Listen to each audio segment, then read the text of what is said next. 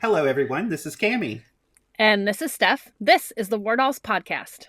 On today's episode, we will be discussing painting competitions and final preparations for Adepticon with our special guest, Zambies, as well as our normal questions. So let's just get into it. Zambies, thank you so much for joining us today. Thanks for having me. So, you're going to be teaching some classes at Adepticon this year. Yes. That's really exciting. Can you tell us about those? Yeah, I'm very excited. I'm also a little nervous. It is my first time teaching painting classes at Adepticon. I have been teaching Warcry demos. I love Warcry. It's my favorite game. That's a cool game. Um, for Warhammer. Yeah, and I have been teaching that. It'll be 3 years teaching that this year. But I also got the opportunity to teach painting classes for the first time. So I am teaching one fur class and two Whimdark classes. And Whimdark is something new. I've been teaching fur for a while because I love fur. It's one of my favorite things to paint. It's my specialty.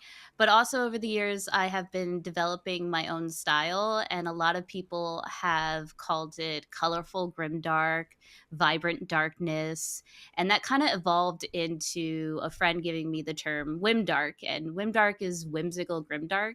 And one of the things I love is taking a darker subject matter and making it a little more fun. I'm definitely a spoopy type of person, and so this class really focuses on creating bold colors with contrasting darkness, but yet like the shadows are very vibrant.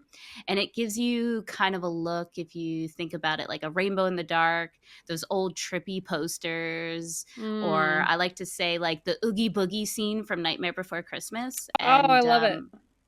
Yeah, I just really love to play with color, and that's what my specialty is. And I want to teach other people how to do that. I love That, this. that's Now I'm amazing. wishing even more that I was going to Adepticon. I So, I am I I'm was. so Oh, go ahead. excited because I am actually taking that Whimdark class with you at Adepticon. Are you? Oh I my god, am. I did not know that. So now I'm like, oh, yeah. I'm I in the was. Saturday morning class at 11 o'clock, Oh, so I'm nice. super excited. Yay! I have Warcry right after that, so I gotta hustle my butt. But I was actually blown away because I need to have more confidence in myself because I'm very thankful I got 3 classes to teach this year, and I set the class to the like lower amount, not Hmm. thinking that so many people would want to take it. And I was told that my classes sold out within like 5 minutes, and I was like, "What?" And so I'm really nervous right now, just for the fact that I feel like there's this expectation, but no, it's gonna be fun. Yeah, I I am as soon as I started scrolling through like all the different types of painting classes, I think the description that you had in there for the class um just really bought me into it, and so I'm really excited to do it. Thanks. Yeah, I wanted to do like fur is something obviously I'm good at, but it's something that other people can offer, and I wanted to offer something that someone else isn't. Yeah, for That's sure. that's amazing. I love it. I love the whole concept and the idea of teaching is great. How did you come to be teaching there? Did you have to apply or did they ask you? I'm not sure how all that works. Kind of both. For the most part, I believe Adepticon teaching is pretty invite only, but there are some exceptions. And since I had already been going to Adepticon and teaching demos, even though demos are run separately from in teaching painting, um, I knew some of the people there, and I had a friend who is also a fellow instructor who kind of has been pushing me for a few years. He's like, "Yeah, you should teach," and I wasn't ready yet. I have taught online and a lot of like Patreon one-on-ones for a while, but I didn't start teaching in person until a few years ago, and I really wanted that under my belt before I tackled something like Adepticon, which is one of the largest wargaming conventions in the United States, if not the largest. So I taught at a few smaller cons, and then this Adepticon is moving venues. So it's in Milwaukee now. And so they kind of restructured. And I believe there's a new person who is running the instructor classes. And I got introduced to them and I was like, hey, I'm interested in teaching. And they sent me a form to fill out. And you're not guaranteed a teaching spot, but I, filled out everything, waited to hear back, and my classes were accepted. So I know they only have so many rooms and times available, and I was really happy that I got 3 classes to teach for. And hopefully, if everything goes well and there's good feedback, I'll be able to keep teaching and maybe even more in the future. And are those classes still open or are they filled up? No, they sold out very quickly, and then the waiting lists are even completely full. So, Holy cow, yeah, that's great. Well, I yeah. mean, who wouldn't want to learn from you? I mean, your stuff is fantastic. Thank you. I don't know. I still am in quite disbelief. But that's just because I don't know. I don't expect a lot, and I kind of keep my expectations a little low. So I'm not disappointed, but I guess I should have shot a little higher. So, since you're going to be at Adepticon, are you entering anything into any of the painting competitions? Yeah. I'm wrapping up my Resin Beast entry right now. And that is my favorite competition to enter at Adepticon because it's kind of the closest thing to an open comp. There are a lot of companies that you can submit models for. Mm-hmm. So it's nice. I wish there was a straight up open comp, but that's the closest thing. And I really do like that and appreciate it. I'm also entering Golden Demon. I do this every year, but I haven't really had time to devote like a really good piece this year. So I'm just going to Mm-hmm. be entering a old hammer piece, which I entered an old Rogue Trader mini last year, Mm-hmm. and I love doing that. So every year I've made kind of a goal to enter at least one old metal mini in there, Nice. and because I love the old metal minis, especially the green skins. So I'm going to do that for Golden Demon, which I haven't started yet. So I've got to get my butt in Yikes. gear with that. Yeah. Um, but I also have a piece that I started and kind of shelved for P3, which it was the Privateer Press competition. And I did that for the first time last year, which was really cool to do. It's really small, but I got a bronze and a judge's coin for that model, Oh, which made that's me feel good. great. That's Yeah. amazing. So I'm going to do that again, but I started on that piece and then I shelved it because P3 or Privateer Press got bought out by Steamforge, and I Hmm. wasn't sure Mm. if they were going to have their actual painting competition. And I just found out last week they are, and I'm like, oh no, that's another piece I have less than 2 months to work on. So we'll see if that gets done. Yeah. It's a fun one to do, but yeah. Yeah, I jumped on that Kickstarter for their paints for the P3 paints. Mhm. They're redoing the paints in droppers, so I'm really excited about that. I really like the P3 paints. I hated the absolute worst pots in the They game. they are. I do really love the P3 paints. Every time I'm at Adepticon, I always go over there and buy like colors that I want Hmm. because I do think that they are really good paints. I'm curious to see. I didn't back the Kickstarter, but I am curious to see what the new paints are like. I just got the basic set because their white was my go to for the longest Mhm. time. Now I'm really liking the Fanatic white from Army Painter. Mhm. I really like that. I'm curious. I tried to compare them side by side, but my P3 white is really old. So once I get the Yeah. new one, I would like to. And by the way, that was indecisive. Like they were both really good. Um, and I'm really curious to see how what size their droppers are because I just built Yeah. a big rack for all because I'm getting away from GW paints. I'm going all droppers, and I built a big rack to put everything in. Um, and so far, everything fit.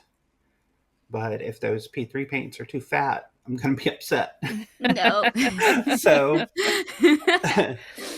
We're gonna hit you with some questions because that's what we do here on the War Dolls podcast. And of course, for anybody who doesn't know, the War Dolls is a geeky girl network where we get together and share and support and promote one another. And you can find us on Facebook, Instagram, YouTube, Blue Sky, and Discord. And there's probably some other places I've missed, but we'll go over that at the end. So, Zambies, you mentioned Warcry. Is that a favorite of yours? Yeah, I really like skirmish style games.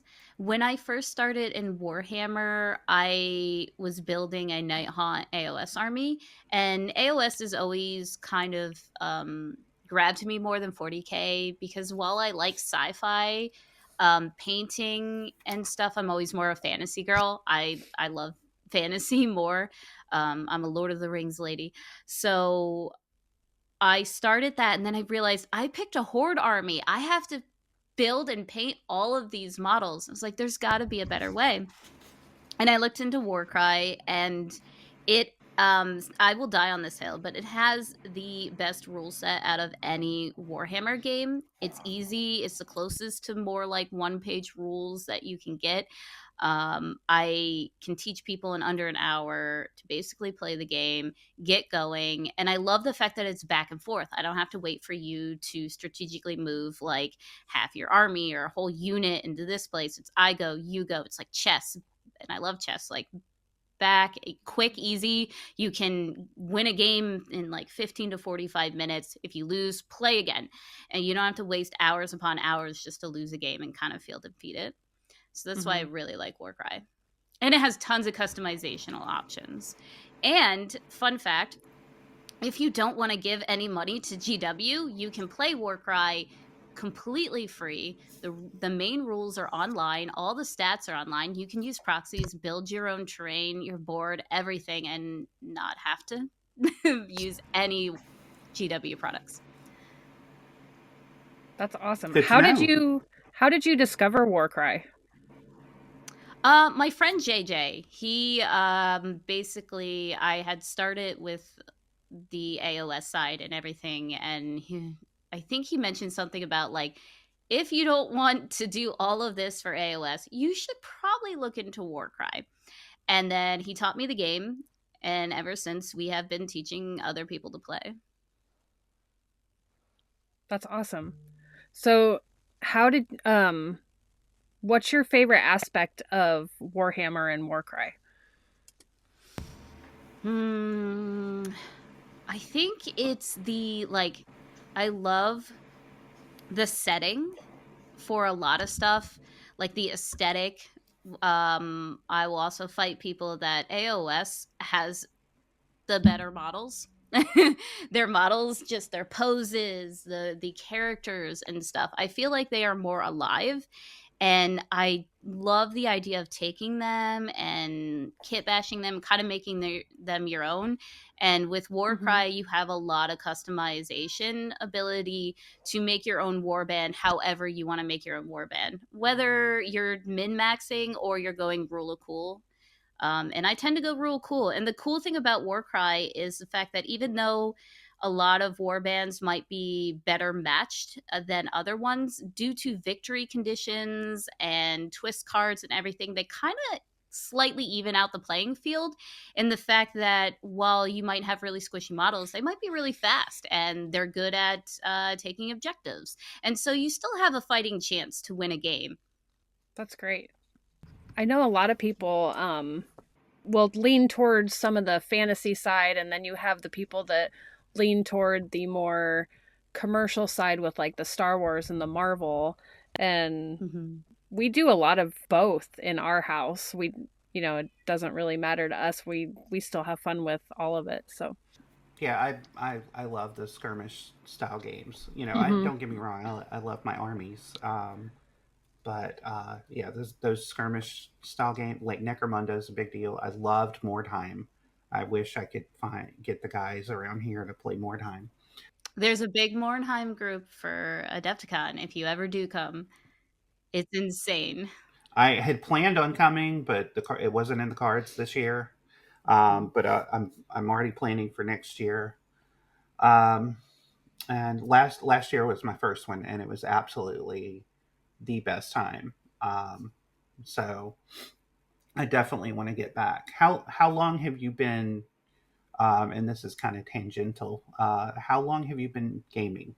So I originally grew up in a household of mostly men. I have two older brothers, and I they were always video gamers, so I video gamed at a very young age, and I video gamed and online and even slightly professionally for a little bit before becoming a mother and an adult and kind of laying off that. And then when I got into this hobby is when I really discovered tabletop.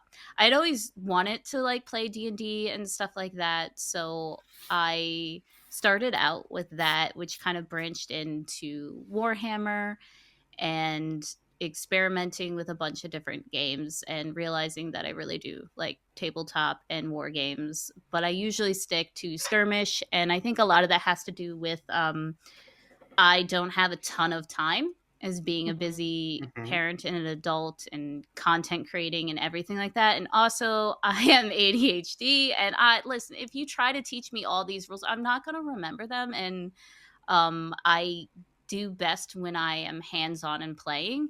And that's why I like the skirmish games, because you can kind of pick up more as you go instead of having a giant codex that you have to memorize. Same girl. Yeah, the ADHD has been a struggle for me too. Be playing a war game, even in a tournament situation, and in my head things are going a certain way, and I've got the imagination is going, and I've got all these visuals, and I'll sometimes slip on a rule or forget something. That's my biggest thing is I'll forget how something works. So and sometimes it's a struggle. So, but being since you started in video games, you said you did it professionally. Especially there, have you ever experienced any kind of gatekeeping or uh, stuff like that with your hobbies in general, but specifically with the video gaming? Oh, definitely. Eh, And when I say professionally, I just mean that like I played a lot of MMOs, and I played way too much WoW, and Okay. I was once in a top 10 US rating guild. And so that was like a lot of high strung and world first type of things. But mainly, yeah, it was always being met with that. Like growing up in a house with two older brothers and a misogynistic father, Oh no. there was like you deal with that, but then also being young and then online and rating and a lot of times not wanting to use your mic, because I've heard everything under the sun, everything. And it kind of sucks in a way that you don't like become numb, but you kind of just become used to it because you've heard it all before, and these insults even now are all old, reused and lame. So it's yeah, I've even gotten video comments on a YouTube video that had nothing to do with video gaming that was like, get back in the kitchen. Like it's the same old crap. It's Right, Hmm. but so stupid. it shouldn't be there. You Exactly. And know. that's the problem. It's sad to say that most women grow to have thicker skin because we're used to it, but we shouldn't have to constantly be adjusting for sad boy behavior. Right. And it's really really dumb. But yeah, I've heard it all. Like it's always been there. It's like I can pinpoint things, but it's just like there's always things. Like the first raiding guild I was ever in, I was only allowed to be an out of combat reser because they knew I was a woman. And Wow. so after doing a few raids with that, I was like, I can't, I'm done, and I re-rolled. What is some advice that you wish you had been given as a young or new hobbyist? Hmm. I would say that the thing I've been saying a lot now is that this is a hobby, and hobbies are meant to be fun, so you should have fun with it. If someone doesn't like your style or what you're doing, your art's not going to be for everyone, but it should be for you. And no matter what, there's always going to be people who enjoy it. So do it for you, do it for them, and forget about the haters because Yeah. it's seriously everything you do in your life, especially if you're a woman or if you're obviously a woman in a male dominated field and hobby, which this is, you are going to be met with pushback. Anyone's going to be, whether you're a person of color or anything different than the norm, you are going to have people say nasty things. And just remember that that's a reflection of them and not you. So they have a problem inside themselves. They have a nastiness and they need to fix it. And that's not your problem. You just need to stay flourished and in your lane and Yeah. worry about you and having fun, because the biggest revenge and sweetest thing is just to not give them attention, be unbothered, and be happy. Yeah. All they want most of the time is a reaction. And if you don't give it to them, then they're not happy. So that's even better. Exactly. Don't feed the trolls. Let them starve. Good advice. So what motivates you to get your hobby on? What do you, if you have to stream or something and you're not in the mood to paint, what do you do to get there? Ooh, everything in my friends, emotions, movies, music. If I see a cool color palette and I'm like, oh, I want to do that. I want to try that out. Looking in nature, finding a cool stick and being like, oh, that could be part of a base. I could build something with that. Or the way the light hits a leaf just right. And you're like, oh, I want to try to recreate that. There's beauty and creativity everywhere, and you just need to tap into it. But I feel like if you can't paint, build.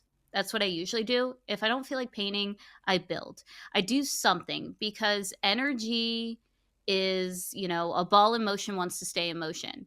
And if you stand still and you don't know what to do, then you're going to be in a state of paralysis. And choice paralysis happens a lot. But if you just pick up something, maybe organize or clean your desk, start getting in motion, then it's going to be easier to work on something. The hardest part of a project is really just starting it or finishing it. But if you're slowly getting there, at least you're making tiny steps towards progress. What other projects or games are you interested in picking up? Ooh, I am trying to branch away from Games Workshop a little bit more, but I do have a Blood Bowl team and a Necromunda team. I haven't played the games yet, but I would like to try them out. But really, I love when a lot of my friends make indie games and it's like miniature agnostic stuff, and that is just right up my alley. I want to try it. I want to pick my own miniatures. I want to make stuff with it. So I am definitely, we've talked about that ADHD where I'm like bouncing all over and I'm like, oh, I want to try this and I want to try that. So yeah, any really game. um but projects lately have definitely been leaning towards, I love scratch building. So anything I can do, kit bashing and terrain. I've been wanting to build even more terrain. I do a lot of fantasy, but I want to start working on sci-fi terrain. We should talk. I love sci-fi and I Oh, love terrain, and uh, yeah, we should definitely talk. we should. Yeah, I actually like sci-fi terrain more than I like sci-fi models. I don't know why, but I love these like cyberpunk aesthetic and all of that. We've got some rapid fire questions now. So, just first thing that comes to your mind. What was Okay. your favorite bottle to paint? I always go back to this, but probably my apples bust. Okay. Okay, Dogs or cats? Both. good answer. Both. You can't um, make me choose. Turbo Dork or P3? Ooh. That's really hard. Dang it. rapid fire. I'm gonna say P3, but I absolutely love Turbo Dork. They're just more situational based. Mm-hmm. Plastic or pewter? Both. You can't make me choose. Nowadays, new models plastic, but old Hammer, old pewter models, Rogue Trader stuff that just has an aura about it that cannot be touched. It is amazing. If you got to pick one. So I hate to put this on you. Favorite podcaster or Twitch stream to watch? Ooh. Oh, just watch or listen to? Listen to, watch. I'm not gonna pick Twitch because that'll be a fight. So I'm gonna say the Hive Scum podcast. I like listening to those guys. Coffee or tea? Oh, tea. I absolutely love coffee, but I couldn't live without tea. Eowyn or Arwen? Ooh, Eowyn. Yes. Twitch or Instagram? Twitch. Super glue or plastic glue? Super glue. Yes. Yes. It's way more versatile. That's the right answer. It's more versatile. Where can our listeners find you online? I'm Zambies on on Twitch and YouTube. I stream Tuesdays and Thursdays at 11 a.m. Central on Twitch. I make YouTube videos semi-regularly. Really depends on my schedule. And I'm Zambies Decays on Instagram and Blue Sky because someone stole Zambies already. And Give it I have, whoever has yeah, I know, account. right? Give it up. And I have a public Discord. It's the Z Team Discord that people can hang in. Yeah, I've kind of tried to stay away from meta platforms. I can't get rid of Instagram right now, but I have deleted everything I can off my phone and trying to stick to better social media apps and unplug a bit. Awesome. So we were talking before we started recording about the Fabulous Marines. Will you tell us about that more? Yeah. So a fellow streamer and friend, Giggling Geekette, was talking to me about how some people wanted to promote more inclusivity in wargaming communities, and that kind of just like branched more into other things, and we ended up creating Fabulous Marines with the whole idea that during Pride Month, since we were streamers, that a lot of streamers could get together and start raising money for the Trevor Project. Because at the time, Twitch also would like help raise money for the Trevor Project. And over the years, I think we've been doing like 4 or 5 years now, we've been inviting YouTubers and all different content creators, and it's open to the community, anyone who wants to help support. But the whole idea is to basically make safe spaces for the LGBTQ plus members in mini painting, for allies, everyone who just says, hey, we don't care who you are, let's just hobby and have fun. So we decided to raise money for charity. It's a nonprofit. None of the money touches our hands. It goes directly to the Trevor Project, or you can raise money for a charity of your choosing if you're outside the States, something that is similar to that in your country. And you paint a model, any model. It started with Warhammer, so that's why it was Fabulous Marines, but you can do D&D characters, anything you want to paint, and basically just make it colorful. You can paint it in a type of flag, or you can just paint it fun as if it's going to a pride parade, and just having the whole thing is about fun, let loose, be a little silly, and enjoy the hobby. I absolutely love this, and I'm definitely going to dig into it more once we're done here. Mm-hmm. So, Zambies, thank you so sure. much for coming on the show. This has been such a wonderful time. Definitely want to see more of you, so I'm going to go out there and find all of your streams and stuff, and hopefully maybe you can join us for Hobby Hang one Thursday night. Yeah. If anyone has any questions that they want to submit for our future guests, you can message us on Instagram and Facebook, or you can email us at thewardolls@gmail.com. And if anybody wants to join the Word Dolls, we are out there on Facebook, Instagram, Blue Sky, YouTube, as the War Dolls are at the War Dolls. However, this internet thing works, and you can find our Discord link on our Instagram profile. And you can come and join us. You don't have to, but every Thursday night we have Hobby Hang, where we get into voice chat and we do our hobbies, and we hang out and we talk and we help one another, and sometimes we have therapy. So feel free to come check us out, and definitely go check out Zambies. She is amazing. You're hyping me up too much. Pardon? You're hyping me up too much. Not too much. You're great. You deserve it. Never. Oh, We thank you. all deserve it. That's Yes. we need the spotlight. That's what we're here for. So Remember, community is needed more than ever. And the only way we get through this is together. absolutely, we have Yep. to have a strong community. So until next time, this is Cami. And Steph on the War Dolls podcast. We will see you next time.